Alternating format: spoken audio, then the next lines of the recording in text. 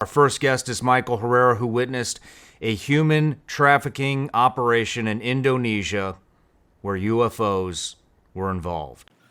It confirmed multiple facets, not just with, the technology aspect of it, but just the level of corruption and how deep this thing goes, and You didn't have any comms? we didn't have any comms. Interesting. So the Marine that was with me, that was a higher rank than me, was very pissed off about it because he was a Fallujah Marine, so he went through a lot of shit. Yeah. And one of those things, I remember him kept telling me, he's like, if everything ends up going to shit, and you look at me and if I'm fine, it means that you're going to be fine.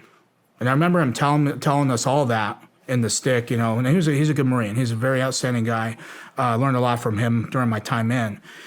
And I thought about that concept, but then he started picking things apart too.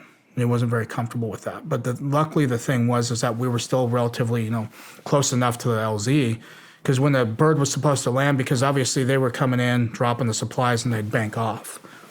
The last one that would come down would land. That's when we'd basically run to the helo, 300 meters. You're in good shape, and you have an average combat load, 120 rounds, so to speak, with an M16A4 and a Camelback. Not really much, so you can make that trek relatively quick. But they also have security on those birds too.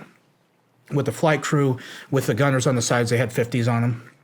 So if there is some opposition, they're going to meet with those on top of us engaging them. So we were positioned near this slope. It wasn't like a steep grade or anything, but it was enough to obscure what was going on the other side that we had no idea what was going on. So we got, naturally you want to take the high ground so you have observation of everything. And this is when we came across this operation. And as like I said, the reason why I know how big this thing was because... Did you see it as you crested the hill? Yes, I did. And that's where I took videos and pictures of this thing. That's how I was able to see it because, taking pictures of the chaos going behind and everything. You see in the rubble, burning buildings, flooding and all that kind of stuff. And then you turn around and I'm like... So you crest this hill. Yep. You look down into the valley. Yep. And there's a clearing. There's a clearing. With a UAP. Yes. Just sitting there. Sitting there, hovering. rotating clockwise, yep. And that's in transition this color spectrum I was telling you too.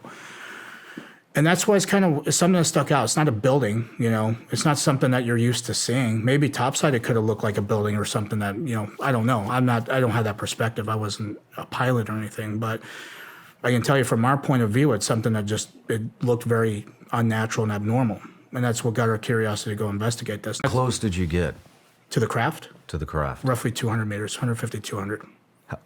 Did you get to the bottom of the hill? Yes.